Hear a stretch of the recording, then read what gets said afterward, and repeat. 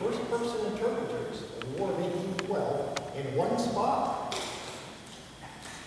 It's not just a play, but a historical interpretation of what the men felt like and how they reacted to information that they had received at that time, 1814. Scene 1 is President Madison in Washington in mid-September, then hot, sometime after the arrival of news of the Battle of Plattsburgh.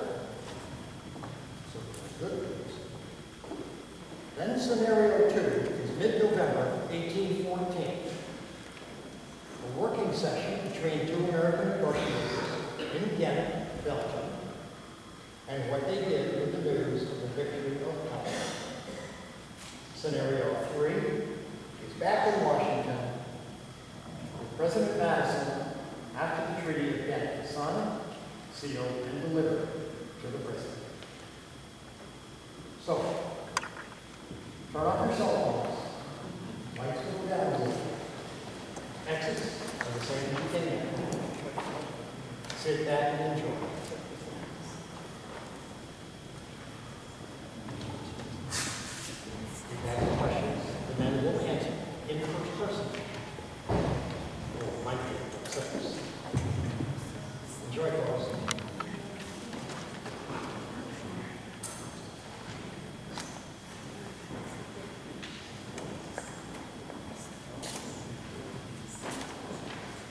Well, there it is. The President's house. What's left of it.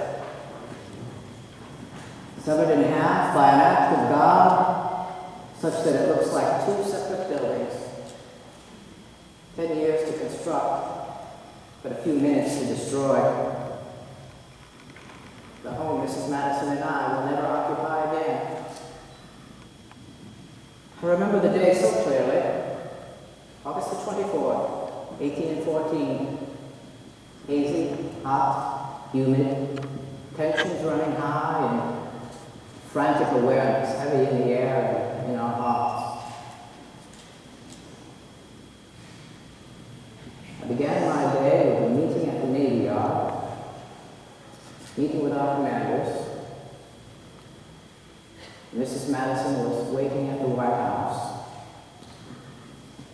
And I ended my day not knowing if she was safe.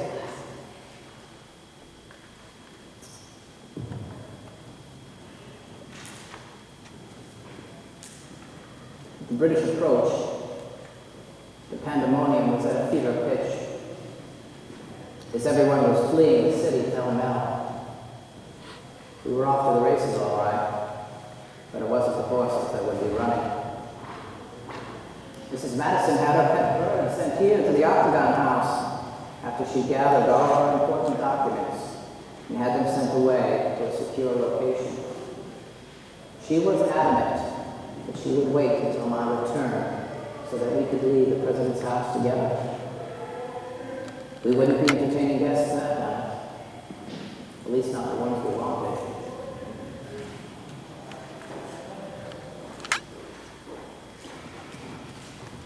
She waited to the moment of her peril to ensure that Mr. Stewart's painting of His Excellency General George Washington, our first president, was safely evacuated.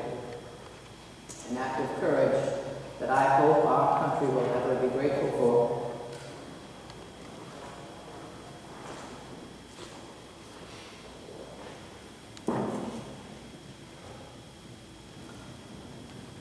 Then at 2 p.m., a series of events began to unfold. Bizarre, such that I may never see the likes of them again. It began with clouds being blown in by a breeze. Then thunder began rumbling in the distance, until the clouds were so pregnant with rain that they discharged a weapon of their own. What must have thought an antidote to the soldiers' heat exhaustion turned out to be a weapon of a different kind. You see, that rain was not just water, but musket ball-like hail that pummeled anyone they could not find refuge. The wind became so blustery it too became violent. Cannon were lifted as if levitated by mysterious power and set aside to rest elsewhere. But you see, that was not the end of this bizarre spectacle. It had saved itself for a finale of a worse kind. A whirling cone of wind was spotted, twisting and turning, taking aim of its own.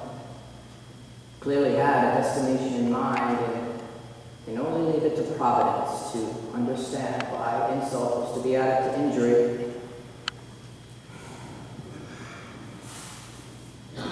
You see, the destination is to be our home.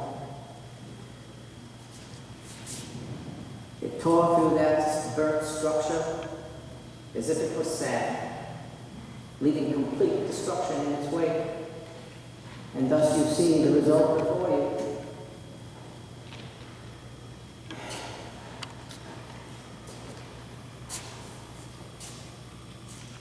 In order to understand the incidents that led up to the war, Trail of Reason might be in the offering. You see, I said to William Pinckney 5 years ago that it is impossible not to see that the avowed object is no longer to retaliate on an enemy, but to prevent legitimate commerce. Yes, the war was necessary to protect our economy and secure and vindicate our independence. There simply was a panoply of issues that could no longer be tolerated. Wanton impressment of our sailors on the high seas, beginning in 1807 with our own USS Chesapeake when it was boarded by the HMS Leavenworth, right in our own coastal waters off Virginia. The question of territory. Great Britain was not honoring her commitment to evacuating the forts in our western parts. She continued to court the natives to keep that territory in a state of unease for our citizens. It was deemed her duty for the Treaty of Paris back in 1783. My 29 years of that country could not be,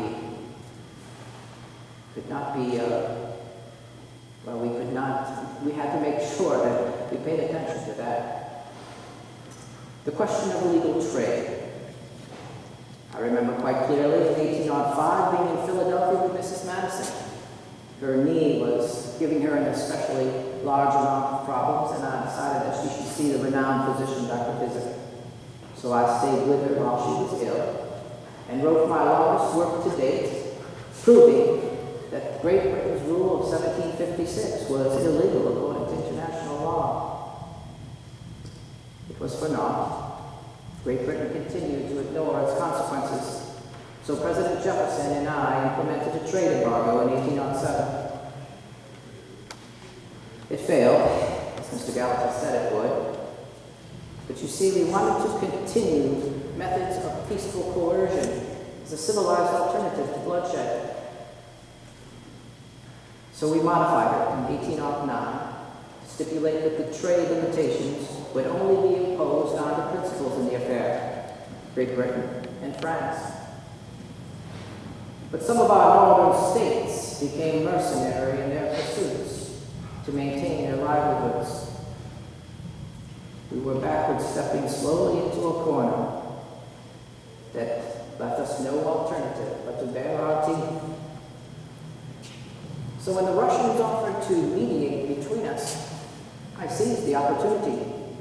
I sent Mr. Gallatin, him foreign-born himself in Geneva, and accustomed to the trickeries of European diplomacy, to join with Mr. Jonathan Z. Adams, our most experienced diplomatist, already stationed in St. Petersburg, to treat the Tsar Alexander, to endeavor to convince England that this war was not necessary. Well, we failed to make an impression with that effort, so the war was forced to rage on until in until a most glorious victory was secured on September the 11th, 1814, when I heard the reports of the strategic naval and land victories in Plattsburgh, New York, under the masterful guidance of Commandant McDonough and General McCall. I knew it would embolden our stance at the negotiating table in Ghent and prove a most persuasive bargaining chip in forcing this war to a speedy and resolute conclusion.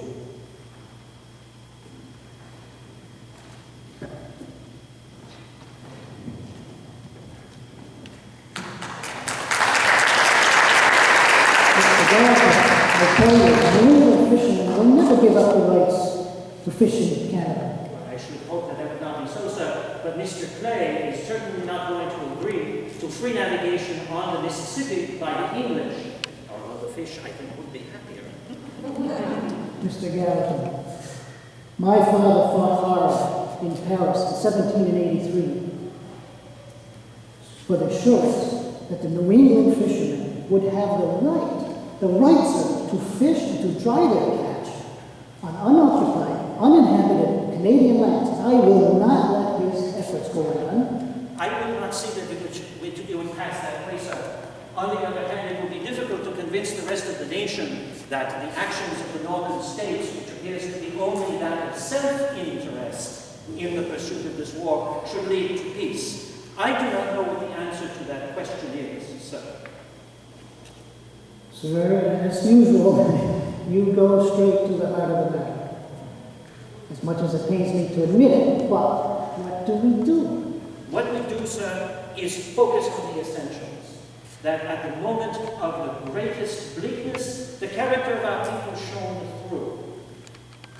Despite all of the military disasters which occurred in August, with the attack at Bladensburg and the Marines and the soldiers running away, with the burning of the President's house, with the burning of the Capitol, and even the flight of the Chief Magistrate, it would appear to be all disaster. And yet, sir, a mere 40 miles away, events were beginning to arrange themselves in such a way that if we are able to, we shall take advantage of them. The English, for a day and a night, bombarded Fort McHenry without failing, and in so doing failed to reduce it. And they attacked from east and west, and the citizens of Baltimore repulsed those attacks. But not only that, sir, not only that, there was the news which we received of the glorious victory by our army, and especially our navy, at the early part of September in New York. Sir, I remember when the news of the taking of Plattsburgh arrived. When I referred to my diary, it was October 14th. The king, hard on the heels of about 2 weeks of horrifying news and reports and newspaper articles about the burning of Washington and the White House. That Plattsburgh news came with other news of the taking of Machias, Maine, and other towns in the Passamaquoddy Bay, together with our attempt to retake Michilimackinac in Upper Michigan. Shortly thereafter, the British sent us the fifth note, demanding that the treaty would be on the basis of ote possidetis, which you know means, in this case, keep what you gained by force. After that, the October 21st, we received the news of Baltimore. Then, and all of this happening, October 25th was a very important day for me. This is still 1814, of course. October 25th was the day of jubilee of my esteemed parents' 50th wedding anniversary. I couldn't forget that day. I took a moment. And it was also the day that I sent a letter to our Secretary of State, James Monroe. I told him, considering the situation with the British, I feel there's no hope for peace. Yet, 3 days later, October 28th, Mr. Salters brought us some more news about the American naval victory on Lake Champlain and the subsequent retreat of Sir George Prevost and his army. This was the type of news we were waiting for. It strengthened our position with the British. I think it was the turning point in the negotiations. And if you remember, the next day, October 29th, we began to write a project in the form of a treaty and be ready to present it at the first opportunity to the British. Although we did have one other bit, was that there was the British may have had one more throw of the die.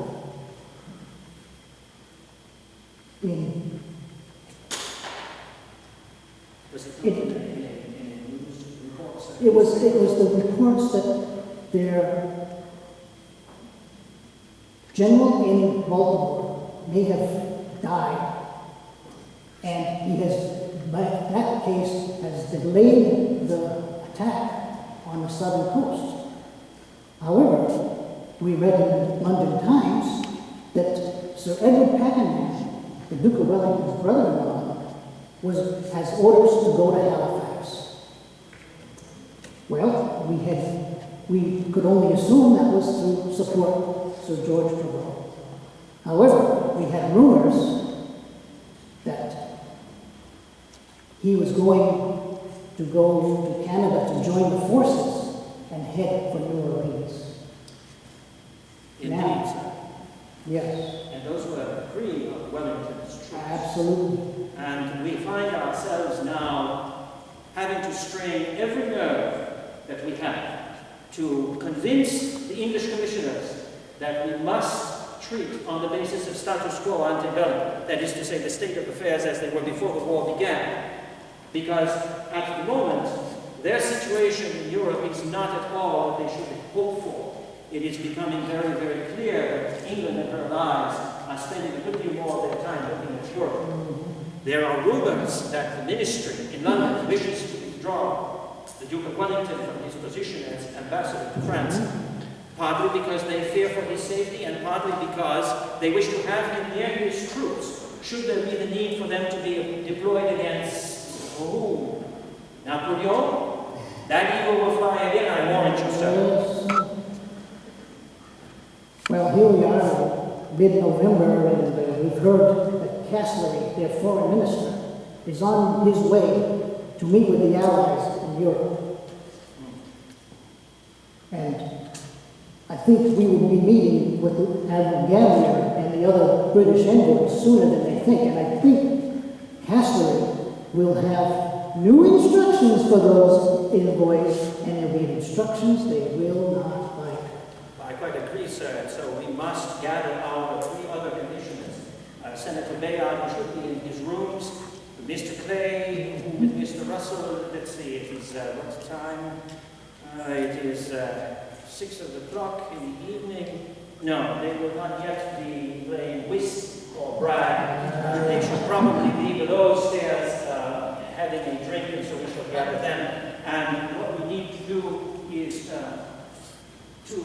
to get them to join us and to prepare a message to the English in which we focus upon the status quo ante bellum and take fullest advantage of these victories which we have gained in Baltimore and in Plattsburgh. So, here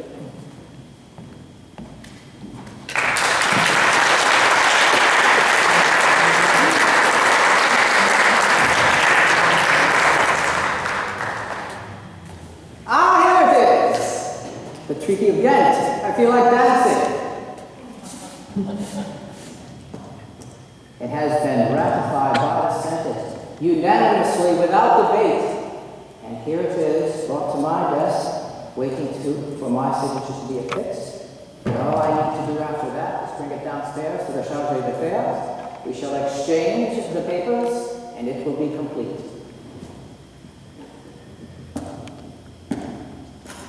This will be a most glorious moment. If you will indulge me a moment.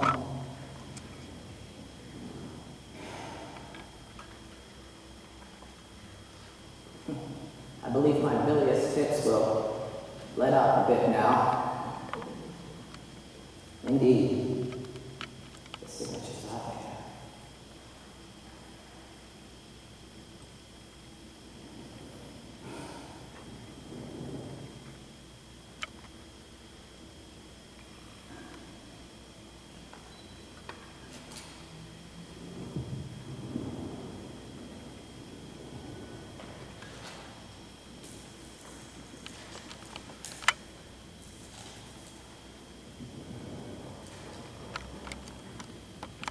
And it is done.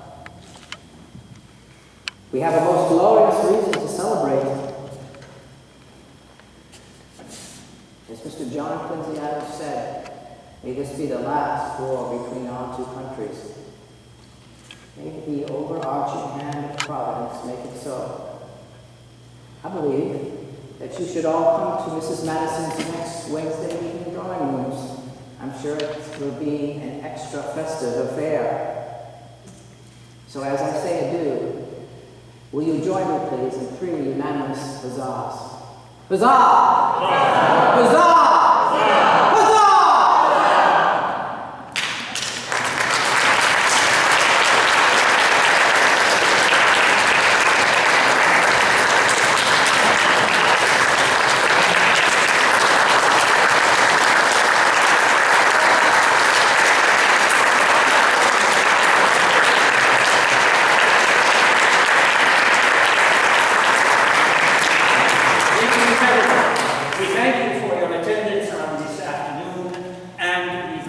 especially for your kind attention to our little show here, our little presentation. We are now prepared to entertain questions from you all, and we ask only that you follow a certain small protocol. If you have a question for a specific gentleman, would you please preface your remarks by saying, Mr. Madison, on this particular, whatever it happens to be, so that we know who it is that you wish to answer the question. If it is for all of the gentlemen, then simply say, this is for all of you, and we will attempt each in our turn to answer the question. We also wish to make the point that none of us are prophets, and so speculation upon the future beyond 18 and 16 is perhaps frowned upon and is perhaps not particularly profitable. I have found little profit in attempting to play the prophet in my own life. And so, if you have questions, please, feel free to do so. We should gather a couple of chairs if somebody would be so kind as to bring a few chairs here so that we may sit and be a little more comfortable, we shall certainly put Mr. Madison. Mr. Adams, you said that perhaps there are a couple of chairs there. Here's a chair. Thank you so very much. Thank you so very much.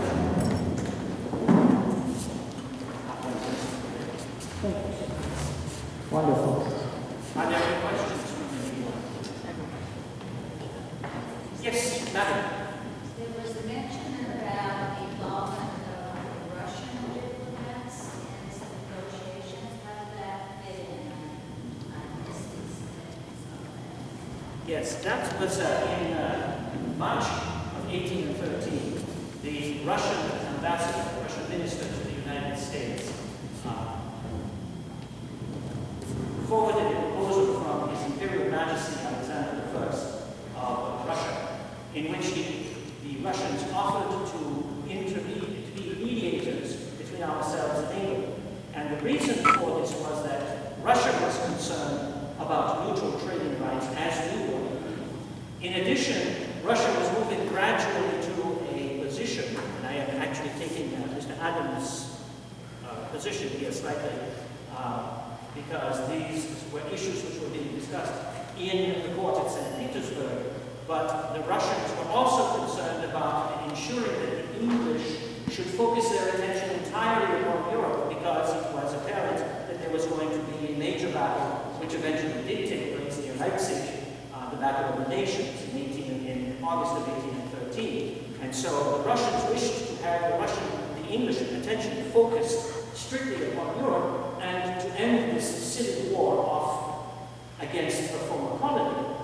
And so this was why the Russians offered to mediate. The English, however, had this view of us as the recalcitrant and rebellious daughter who, through a combination of beatings and carrots, might fall eventually back into the arms of her loving if stern mother, England. We needed to remind her that this was not the case whatsoever. Are there other questions, please? Sir? President Madison, we heard rumors that some of the states were tired of the war and were threatening to secede from the Union. And I'm asking whether those rumors were true, but also did those rumors have an impact on you, Mr. Gallatin and Mr. Adams, as you were thinking about your progress at the game? Yes, indeed. And I alluded to that with the statement that our northern territories were perhaps treating with Great Britain. And Mr. Burr had something to do with that too, his Western expansion project, shall we say. And so, yes, I would say the rumors are true. It was considered, but not seriously. Once the states got together and began actually discussing it, through correspondence, it was deemed that it would not be in the best interest of the country to do so. So there was talk, but it didn't become serious enough. And I accede to the gentleman. Well, since the states that were involved was Massachusetts, Connecticut, and Rhode Island, I felt very embarrassed for my homeland that they were thinking of separating like this. But we had to proceed on with the information that we had.